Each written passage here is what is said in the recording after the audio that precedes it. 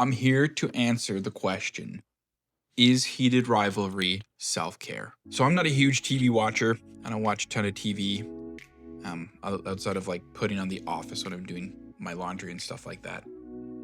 But I can't really ignore this show. Everyone I know has seen it. Everyone's been telling me to see it.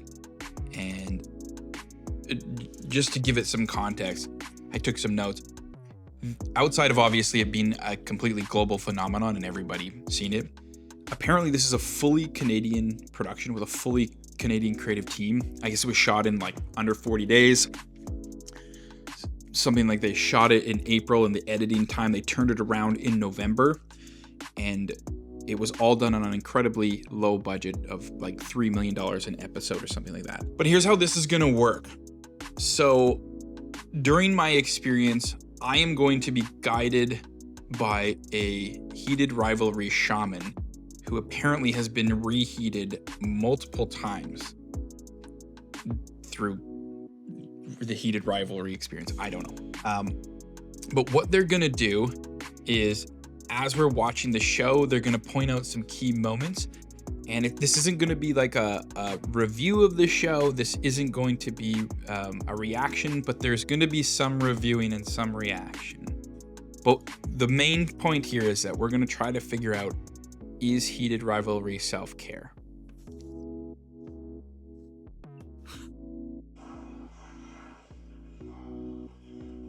We've reached a very intense shower scene. It's very performative so far. Well, if I come to 1410 tonight, it's 9 o'clock. I might open. I might knock. So far, the thing that it's a lot more romantic than I thought it was gonna be. I don't know how gay sex works, but I assume it would be like this. Is he bisexual, or is he just that good at acting? He's a good hockey player and a good actor. They're gonna get caught. Episode 1 of Heated Rivalry is over, and it is heated. Not much rivalry going on. A lot of love. My first impression, the show is definitely more romantic than I thought it was gonna be. It took like 15 seconds to see two asses, so pretty exciting so far. It's definitely like a tale of identity and two people who are living in like worlds that aren't their own. So there are two main characters, Hollander and Rosenov. What's his name? Hollander. There are two main characters, Hollander and Rosenov. It's like a Sidney Crosby, Alexander Ovechkin thing. They're both, rookie drafted years. One's from Canada, one's from Russia. The two best hockey players in the world. They're coming up together, and I guess they both find out at the same time in a very steamy shower that they're both into the same stuff. As they're going through, Rosenov, the Russian, his family life seems to be much less privileged. A lot of this has to do with his Russian background for the country. And Hollander's he's very much controlled by his mom. He's I guess a mixed race Asian guy. So a lot of this has to do with representation. But so far, pretty good. To me, so far, the heat of the Heated Rivalry is coming from the fact that these guys both have a secret and that they can't share, and the only people who understand them are each other. So is Heated Rivalry self-care? It's still too early to say. I'll say this though. A lot of the times when I do self-care, I don't really realize or recognize I'm doing self-care, even though I have to do it intentionally. I have to set aside. What I can say is that I definitely have feelings and emotions of like secrets and intense, and like you want these people to win. You want them to fall in love. You want them to be victorious. So far, I feel good. I feel watching the show is bringing emotions. Too early to tell. Is it self-care? If you were feeling any type of pent-up sexual feelings, this show will help you release those feelings. Episode 2 coming up. That is like an insanely round ass, isn't it? I notice a very common trend. Sexual tension, sexual tension, sexual tension, then they hook up. But it's been 4 years and they haven't banged, so they really must love each other. No girls ever lifted my legs like that. They're having sex now. I'm assuming.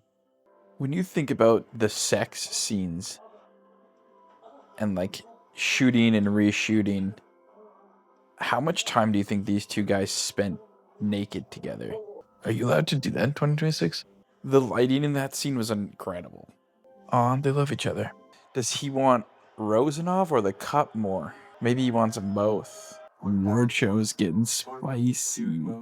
He's literally draining Shane of his life force, of all his power. This is gonna be way too deep and I'm reaching here.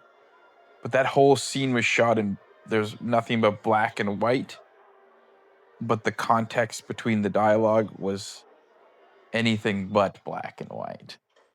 So Rosanov clearly has a thing for being on top. And I think Collender has a thing for being on bottom.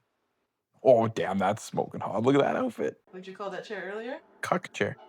Oh, he's gonna cuck in it. Is this hot for you? As long as you're not like homophobic, like it's just sex scenes. Like they're done very well. We didn't even kiss. He loves him, little bitch. Episode 2, Heated Rivalry, just ended. A lot to unpack in this one. So there's a common theme between the first 2 episodes. Episode 1 ended with like I think their rookie season or something, and then episode 2 happens like in a succession of within 4 years. But anyway, at the end of episode 1, they don't talk for the whole off season, and then they're kind of like flirty, texty, back and forth. Hollander and Rosanov. In this season, in this episode, Rosanov goes on to win whatever this universe's equivalent of the Stanley Cup is. He wins Player of the Year in Vegas. And there's like kind of this cat and mouse game going where Hollander's trying to stay focused on hockey and Rosanov is trying to get him to like sext. And then in Vegas, the ship meets the iceberg. Another obviously very passionately romantic scene. But what's interesting now is Rosanov has taken a power dynamic and he seems to be the one who's very much in control. He's very much the pursuer, but he's a pursuer in a I don't really know what to call, like he's holding the cards. He's the power dynamic one. And Hollander, he appears to be falling in love and is, in what my opinion is, he seems to be feeling very used and he's a little bit sad. So anyway, episode 2 ends. They have their explosive sex scene, if you will. Hollander's in the elevator going down and he's realized that they didn't even kiss. And he's trying to text immediately after leaving Rosanov's room, and I think he feels cheap and used. But episode 1, romantic. Episode 2, we got a little conflict now. We got a little back and forth, he said, she said. Power dynamic. The one thing I will say, the heated part makes a lot of sense. There's obviously a lot of sexual tension and then sexual release. The rivalry part, though, it kind of sometimes feels like they're like brothers, and I don't like that. But anyway, so after this episode is Heated Rivalry self-care. Episode 1 made me feel a lot of happy emotions. Episode 2, I don't feel happy. Now, self-care doesn't have to be happy, I don't think, but it does usually feel good. For context, what I believe self-care is something that you intentionally do to fill your own cup and make yourself feel better. This one makes my cup a little emptier and it makes me feel a little angry. I get it though, a lot of conflict, and conflict teaches us resilience, and I'm gonna be resilient and optimistic heading into episode 3. I think there's gonna be a twist where Hollander does something. I don't know what it's gonna be. He seems to be the type of guy that will respond on the ice not in the bedroom. So we're going to see what happens. Off to season, episode 3. Even the juice guy is jacked and hot. Actually sounds pretty good. Yeah. Stupid name, though. Mary Kill. Ilya, Shane, what's his name? Scott. Kill Scott? Wow, okay. Dude was in a slump and he just scored a goal because he got some hot juice guy action. Oh, he got a hat trick last night. Oh, and he's back at the juice bar. He's superstitious, so now he's back for another banana smoothie. Whose sex tension is hotter, theirs or the other guy? Scott knows that Shane and Ilya are.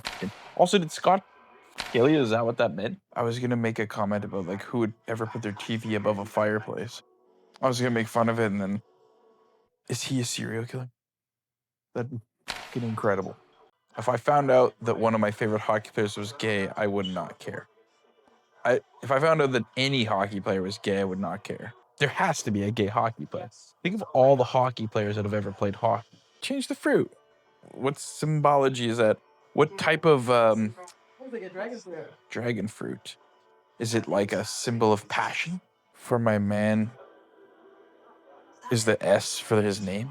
If he's just gonna stand out the window, he's a serial killer. Okay, episode 3 of Heated Rivalry just ended. This one was really interesting.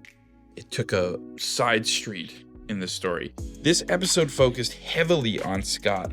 And so Scott is also gay.